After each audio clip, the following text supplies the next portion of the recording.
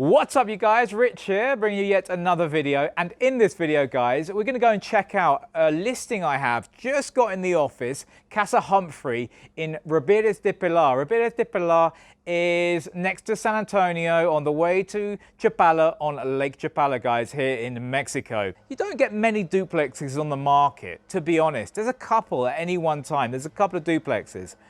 And what's great about a duplex is, number one, you can live in one part of it and you can rent the other part out really easily. And particularly this house that I have listed in Riberas de Pilar, guys, you can live downstairs or live upstairs and rent downstairs for say around the $700 mark per month. I mean, the house has been complete, it's coming completely furnished.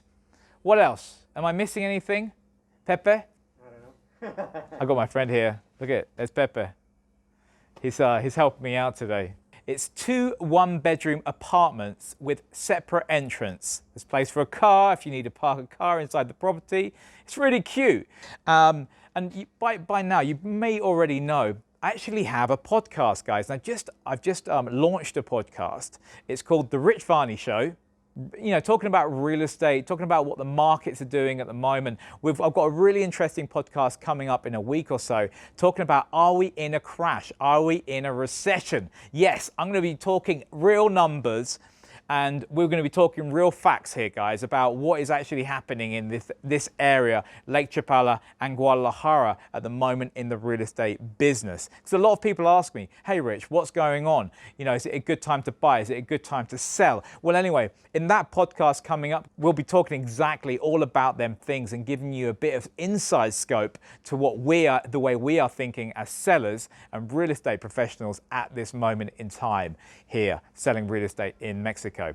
On that note, guys, please come with us to see this new listing I have in Riberas de Pilar. I can't wait to show it to you guys. And we're going to sit down with the sellers and we're going to find out, why do they really want to sell? The video is on its way.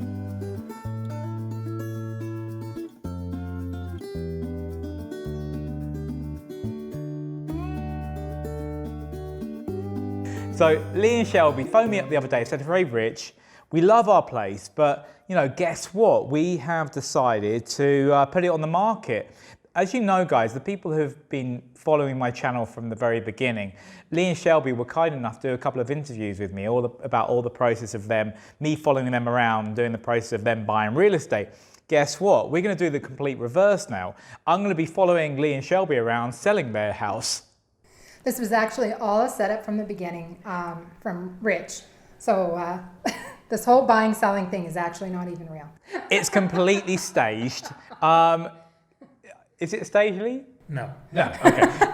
Lee and Shelby bought a duplex back in September. And basically, they spent months, August, they basically spent months and months doing the place up. They're both one-bedroom apartments, this duplex. It's in a nice little quiet street on the outskirts of Riberas de Pilar on Lake Chapala, very close to Chapala, and about 15 minutes by car to Ajijic. Yeah, we walk there all the time.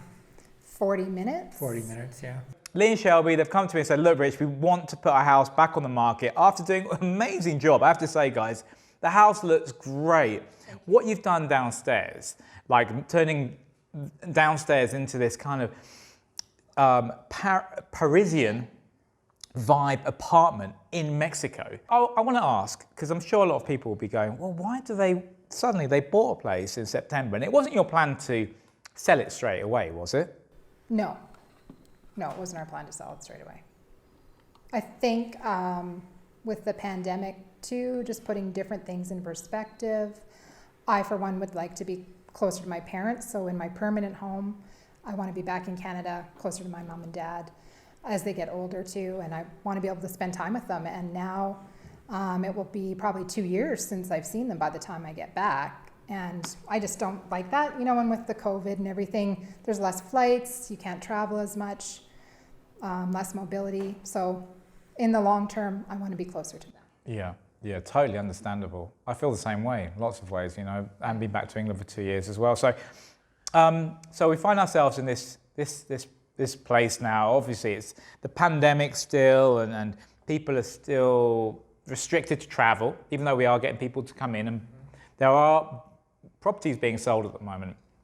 And the great thing I see about this property is that it's a duplex, and there's not many decent duplexes around. And when they do come on the market, they seem to sell quite quick. Yeah, well, you've got the option. You can live in it and rent one, or rent both and be here part of the year. All the furniture is brand new. Some of it's handmade with local artisans working for you, right? You went to some places and made the bed, made the cabinetry in the master bedroom. New bathroom, complete bathroom, looks beautiful. So the house is really just ready to move in, ready to go. What lessons have you, if you don't mind me asking, what lessons have you learned for buying real estate? Because I'm sure people are watching this, so they're going, all right, so cool, that's where they want to go back to their folks. But what would you share with someone? Like, now you've gone through that process of buying and renovating a house, buying furniture, having it handmade, all that kind of stuff, dealing with electricians, plumbers, everyone. Like, honestly, what would you say some of the biggest lessons that you've learned, Lee? I guess what I learned is the way we're selling is the way I'd kind of like to buy it. Even just to furnish a place, there was multiple trips into Guadalajara, and you're worried about deliveries and whether things are going to be damaged. And, you know, just to furnish it's a lot of work. I mean, some people would enjoy that, in which case, I do, yeah. That's great. I didn't mind the trips to the furniture store. But on the other hand, when we walk out of here, we'll walk out with 2 suitcases and everything from the fan to, the coffee tables to the plants sitting on the deck. We're all there. You can just step right in, and if you want to personalize it, you can do that. But it saves you a lot of work and a lot of headache just to move into a place like this. Yeah. One lesson, though, that I learned, with anybody from the amount of repair people we've had here is, patience. And 2, you're going to have to be there all the time, and you have to be on top of people, and you have to be checking, because if you're not, something could go sideways. Because what I've learned in Mexico is that if it's done and it's working, it's done. What are you complaining about? It works, doesn't it? And that's what comes back to what you're saying. You have to micromanage whatever you do here. Yeah, micromanage. And in the nicest way of, hey guys, I like what you've done, but maybe can you make it work a little bit better or something? Be kind and, the way you come across.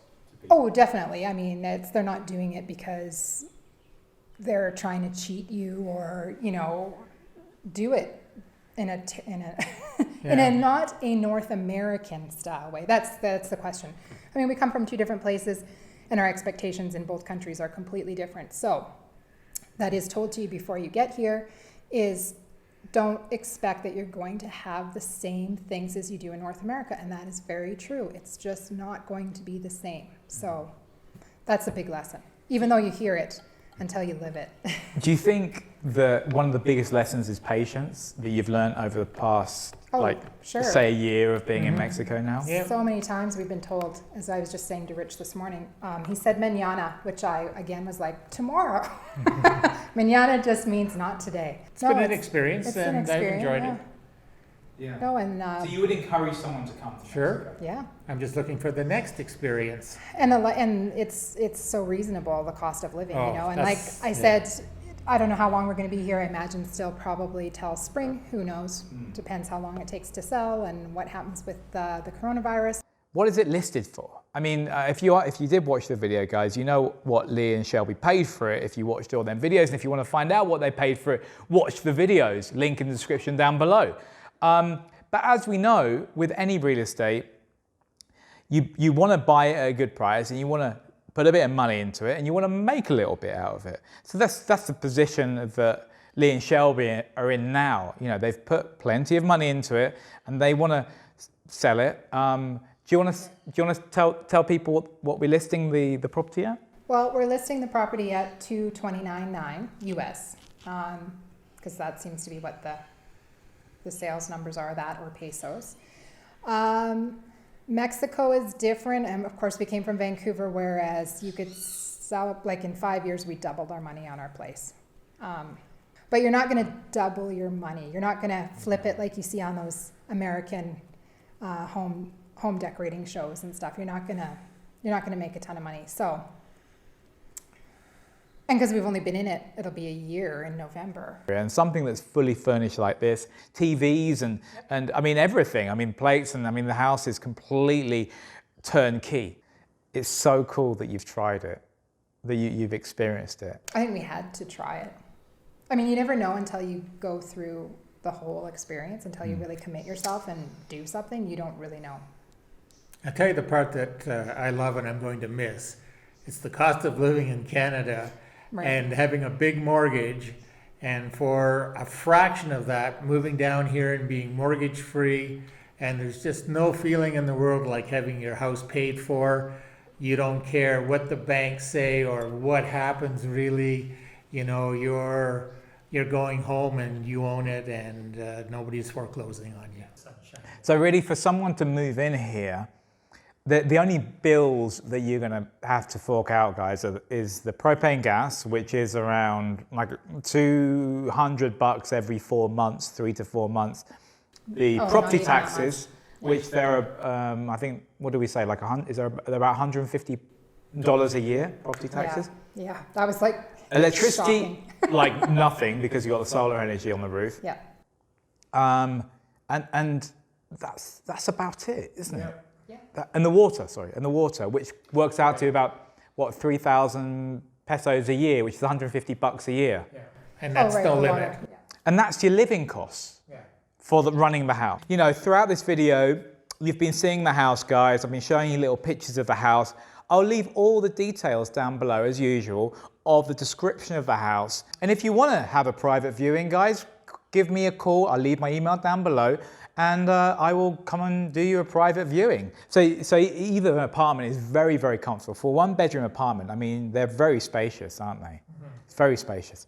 So if you're looking for that, guys, if you want to get, you know, an income property where you can live upstairs, or even just rent both of them out, for around $700, maybe $750. Thank you for allowing me to come back with the cameras and do the video again. And basically, you know, you guys are just such a sport, you know, for sharing with people. And remember to subscribe and hit the thumbs up button and like this video for Rich too, please. Thank you. Thank you, Shelby. Thank you, Lee. Hasta luego, amigos.